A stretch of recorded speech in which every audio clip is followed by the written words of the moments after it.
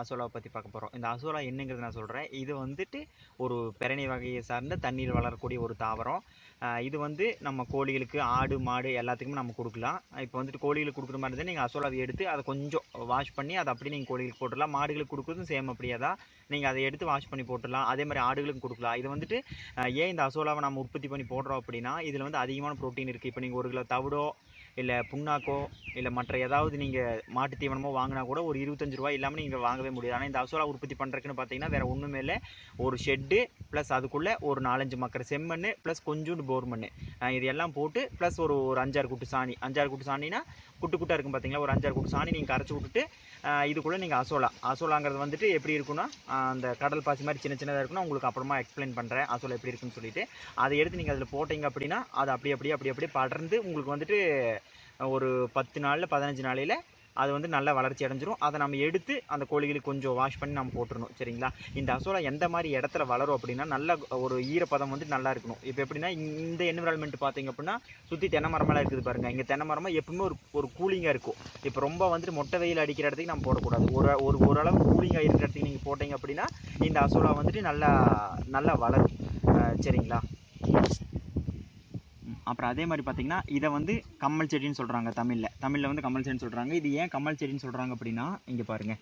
இப்போ கரெக்டாக இந்த அசோலாவில் பாருங்கள், கரெக்டாக ஒரு கம்மல் மாதிரி இருக்குது பாருங்கள். இப்போ அந்த 3 இது மாதிரி இப்போ கம்மல் மாதிரி இருக்குது பாருங்கள்.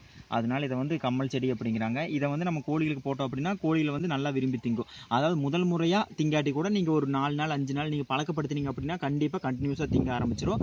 நீங்கள் இப்போ இந்த தினமலரில் கூட நீங்கள் பார்த்துருப்பீங்கன்னு நினைக்கிறேன். ஒரு நண்பர் வந்துட்டு பெருநாய்க்கம்பாளையத்தை சேர்ந்தவர். அவர் வந்து இந்த மாட்டுக்காக அசோலா உற்பத்தி பண்ணியிருந்தார். கிட்டத்தட்ட ஒரு 20 ஷீட் 30 ஷீட்டில் அசோலா வந்துட்டு நிறைய உற்பத்தி பண்ணி மாடுகளுக்கு போட்டு நல்ல ரிசல்ட் எடுத்திருந்தார். ஸோ அந்த வீடியோ கூட நான் அந்த டிகே ஃபார்ம்ஸ் இனியன் அப்படிங்கிற நான் பேஜில் அதில் பகிர்ந்திருந்தேன். நீங்களும் கூட பார்த்துருப்பீங்க. ஸோ இந்த மாதிரியெல்லாம் பயன் இருக்குது. இப்போ பாருங்கள், நான் இந்த அசோலாவை நான் எடுத்துகிட்டு போயிட்டு நான் கோழிகளுக்கு போடுறப்போ அது எந்த மாதிரி சாப்பிடுது அப்படிங்கிறத கொஞ்சம் நீங்கள் பாருங்கள். அப்புறம் அதே மாதிரி பார்த்தீங்கன்னா இந்த அசோலாவை வந்துட்டு இப்போ நம்ம கலெக்ட் பண்ணி எடுத்துகிட்டு போகணும் கோழிக்கு. அது எப்படி கலெக்ட் பண்ணுறதுன்னா நாங்கள் இந்த மாதிரி ஒரு இது வச்சுருக்கோம். அதாவது இது என்ன அப்படின்னா நம்ம வடை சுடுறது தாங்க. வடை சுட்டுட்டு இருந்தது, இது பழசானதுனால நான் இதை அசோலா எடுத்துக்கிறதுக்கு நான் யூஸ் பண்ணிகிட்டு இருக்கிறேன். இப்போ பாருங்கள், இது இப்படி நம்ம ஒன்று சேர்த்து இதை நீங்கள் எடுத்தீங்க அப்படின்னா இப்படி இது பண்ணி பாருங்கள் எப்படி இருக்குன்னு பாருங்கள். இது எடுத்து நம்ம ஒரு குண்டாவா இல்லாட்டி ஏதாவது ஒரு போசிலே நம்ம போட்டுருவோம்.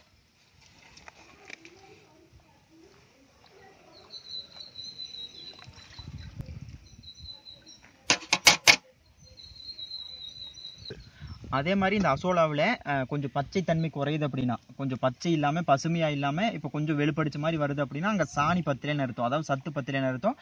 அப்போ மட்டும் திரும்பி ஒரு குட்டு சாணி 2 குட்டு சாணி நீங்கள் வந்து கரைச்சி நீங்கள் உள்ளே போட்டிங்க அப்படின்னா இன்னும் வளர்ச்சி பார்த்திங்கன்னா நல்லாயிருக்கும்.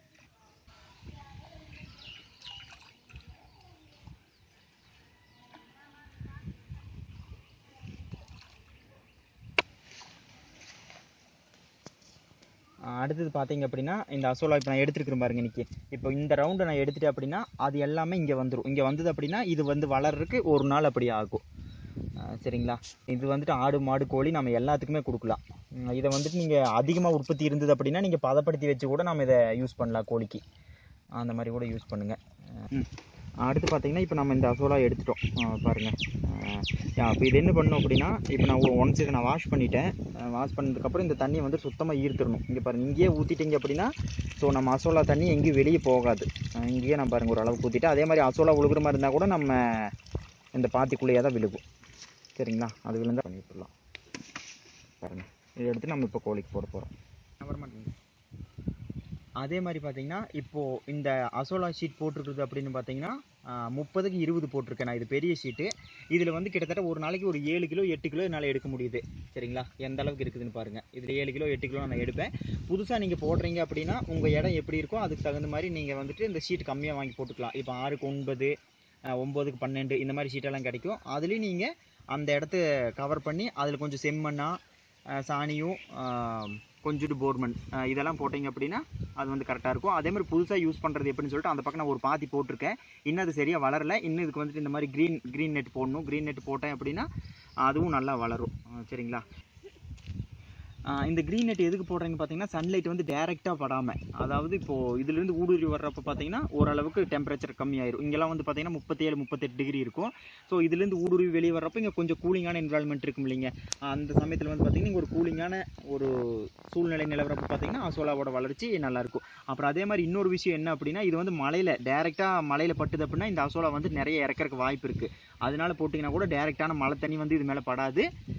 அப்போ வந்துட்டு இது வந்துட்டு அதிகமான இழப்பும் இருக்காது. அப்புறம் அதே மாதிரி அசோலா நீங்கள் எப்போ போட்டாலும் சரி, ஒரு பாத்தி இங்கே போட்டுக்கோங்க, இன்னொரு பாத்தி நீங்கள் வீட்லையா இல்லை உங்கள் மாடியில நீங்கள் எப்பவுமே சேஃப்க்கு வச்சுங்க. ஏன்னா ஒரு இடத்துல வந்துட்டு ஃபுல்லாக ஏதாவது இப்போது மழை பெஞ்சோ இல்லை வேறு ஏதாவது இந்த தண்ணி சரியில்லாமல் இருந்தோ இந்த மாதிரி ஏதாவது டிஸ்ட்ராய் ஆயிடுச்சுன்னா கூட திரும்பி நீங்கள் அதை எடுத்து திரும்பியும் வந்து போடுற மாதிரி நீங்கள் பார்த்துக்கோங்க. இந்த பாத்தி வந்து பார்த்தீங்கன்னா இப்போ நான் புதுசாக போட்டது. இப்போ இந்த ஷீட் வந்துட்டு 6க்கு 9 அப்படிங்கிற இதில் இருக்குது. இது வந்து ஏன் போட்டிருக்கு அப்படின்னா, இப்போ ஏன் அது வந்து பச்சை இல்லாமல் இருக்குது அப்படின்னா க்ரீன் நெட் போடல. நான் உங்ககிட்ட முன்னாடி சொல்லியிருந்தேன்ல, இது வந்து புதுசாக நான் ஆரம்பிச்சது. ஸோ இந்த வாரம் தான் நான் போட்டிருக்கேன். இனிமேல் தான் வந்து அதே மாதிரி க்ரீன் நெட் போட்டிங்க அப்படின்னா இதில் ஒரு 2 கிலோ இதில் ஒரு 2 கிலோ அந்த மாதிரி கிடச்சிது அப்படின்னா இன்னும் கொஞ்சம் அசோலாவை நான் அதிகப்படுத்திக்குவேன். அதே மாதிரி நீங்கள் அசோலாவை அதிகப்படுத்தணும்னு நினச்சிங்கன்னா இந்த மாதிரி பாத்தி அதிகப்படுத்திக்கோங்க. இப்போ ஒரு நாளைக்கு இதுலேருந்து ஒரு 3 கிலோ கிடைக்குதுன்னா இன்னொரு 3 கிலோ அதிகமாக வேணும்னா இந்த மாதிரி ஒரு சின்ன பாத்தி போட்டுக்கோங்க. அதையும் விட உங்களுக்கு அதிகமான அசோலா தேவைகள் இருக்குது அப்படின்னா திரும்பியும் அதிகப்படுத்துங்க. அதே மாதிரி ஆடு மாடு கோழிகள் அதிகமாக பசுந்தீவனத்தோட உற்பத்தி அதிகமாக இருக்கணும். அதனால என்ன பண்ணுறீங்க அப்படின்னா இந்த மாதிரி ஆடு மாடு கோழிகள் அதிகமாக உங்களோட பசுந்தீவன உற்பத்தியும் நீங்கள் அதிகமாக பண்ணணும். அந்த மாதிரி பண்ணிட்டீங்க அப்படின்னா உங்களுடைய கோழிகளுக்காக இருந்தாலும் சரி ஆடு மாட்டுக்காக இருந்தாலும் சரி அந்த பசுந்தீவனம் பற்றாக்குறை அப்படிங்கிறது வந்து இந்த அசோலா வந்து 100% இதனால் பூர்த்தி செய்ய முடியும்.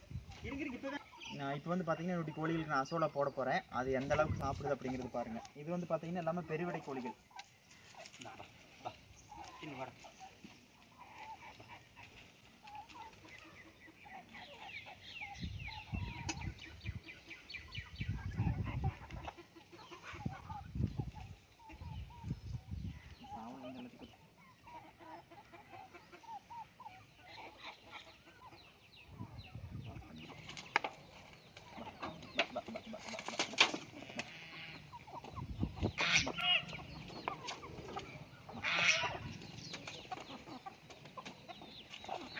இதுனா இப்போ காலையில் நாங்கள் தீவனம் போட்டோம்.